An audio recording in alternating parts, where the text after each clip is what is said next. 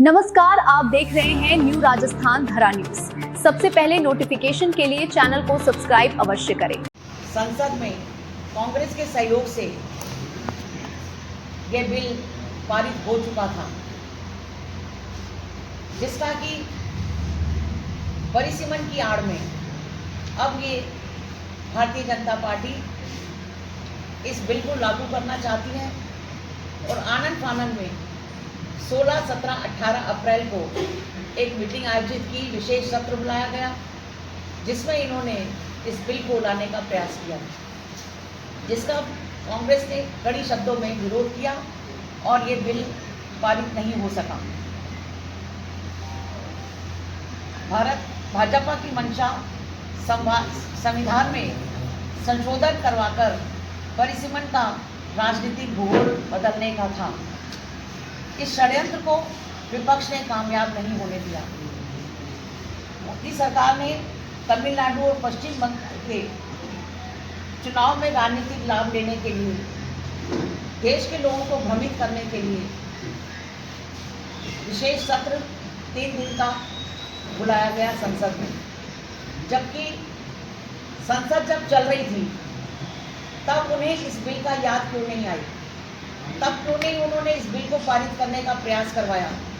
क्योंकि उस समय एक विशेष मुद्दा छिड़ जाता, बहस छिड़ जाती, क्योंकि जो ये लोग बिल पास करवाना चाहते हैं वो जो 2023 का बिल को छोड़ करके अपनी तोड़ मड़ोड़ करके उन्होंने जो अपना बिल बनाया नया परिसीमन के आधार पर, वो देश की जनता, विपक्ष स्वीकार नहीं कर पा रही।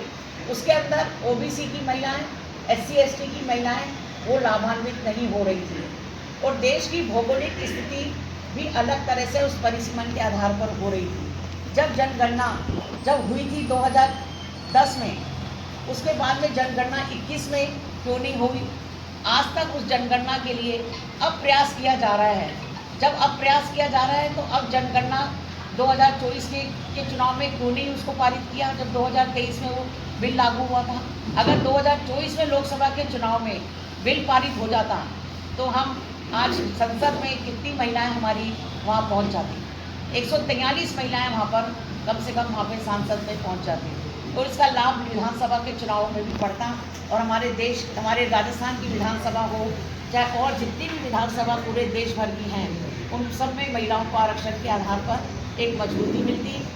कांग्रेस ने ही महिलाओं को आरक्षण दिया।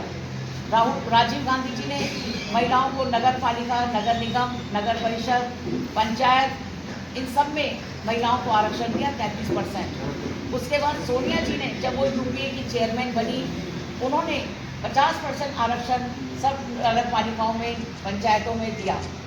और अब आज भी कांग्रेस प्रतिबद्ध है कि वो 2023 का जो आरक्षण है, अगर उसको लागू करती है भारतीय जनता पार्टी, तो हम पुरजोर से उसका समर्थन करते हैं।